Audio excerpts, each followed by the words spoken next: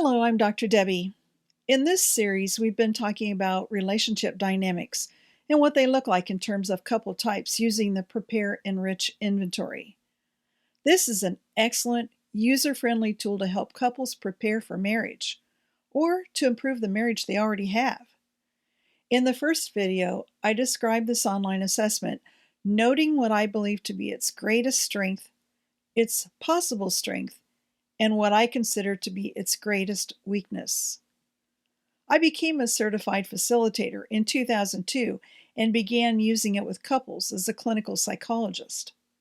Several years later, I became a trainer and helped launch numerous marriage programs at local churches. I trained pastors, marriage mentor couples, and mental health professionals who needed help learning to work more effectively with couples.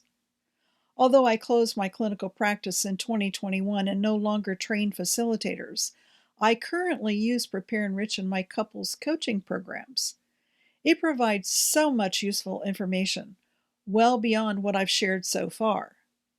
The facilitator's report goes into a lot of detail to help create a more or less comprehensive experience for couples. But you're probably not interested in all of that data. So I decided to do this video to give you an overview of what's included in the couples report. The first graph shows the couple's strength and growth areas. Prepare-enrich is a customized assessment, so which areas show up on this page will depend on the characteristics of the couple. For example, are you married or not married yet? Do you have different cultural backgrounds? Is one of you 55 years of age or older? Do you have children or plan to have children? There are even different versions based on your spiritual beliefs. Standard non-faith specific, Catholic, Protestant or non-denominational, Orthodox Christian, Jewish, or inter-church interfaith. However, all versions evaluate couple communication and conflict resolution. A certified facilitator will help the couple complete the first exercise in skill building called Sharing Strength and Growth Areas. The second graph displays the data on relationship dynamics. The two dynamics on the left drive a positive cycle, whereas the two on the right drive a negative cycle. Therefore, the goal is high scores on the positive and low scores on the negative, as you see in this example. For more detail, please watch the first video in this series on how I use prepare-enrich. Over the years, I developed my own version of the exercise Making a Wish List, a simpler version of this skill-building exercise that goes with relationship dynamics, is included in the couple workbook and taught in the facilitator training workshop. The next graph is the personal stress profile. The facilitator will walk the couple through two skill-building exercises. The couple and family maps assess closeness and flexibility, past and present. Subsequent skill-building exercises help premarital couples talk about what they liked and disliked about their families of origin, as well as custom they'd like to keep in their new family. The final graph shows data on the scope personality scales, showing similarities and differences between partners. A high score of social, that's the S, reflects preference for and behavior in social situations. The higher the score, the greater the preference for social activities. The lower the score, the greater the preference for being alone. A high score on change, that's the C in scope, reflects openness to change, flexibility, and interest in new experiences.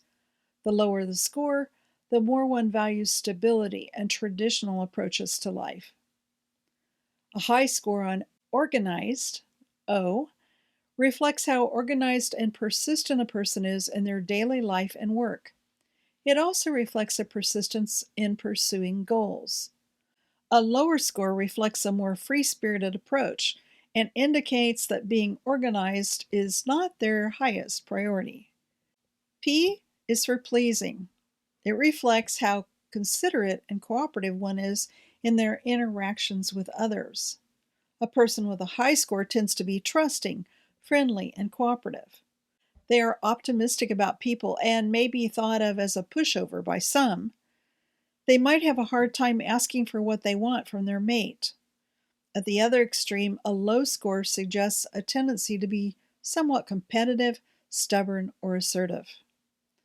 Finally, emotionally steady, E, reflects the tendency to stay relaxed and calm even when faced with stress, versus those who are more emotionally reactive to stress in their life. The skill building exercise for this graph focuses on the stability of personality traits over time and explores ways couples can maximize the strengths of each. As noted in my first video in this series, Prepare-Enrich does not address gender differences in marriage. Therefore, I integrate these skill building exercises with additional education and my own exercises that help partners understand how the opposite sex operates. That's the unique part of my couples coaching programs. If you're interested in finding a facilitator near you so you can experience Prepare-Enrich for yourself, be sure to check out their website. I'll put the link in the description below. And if there's anything else I can do for you, please let me know. Remember, I'm here to help.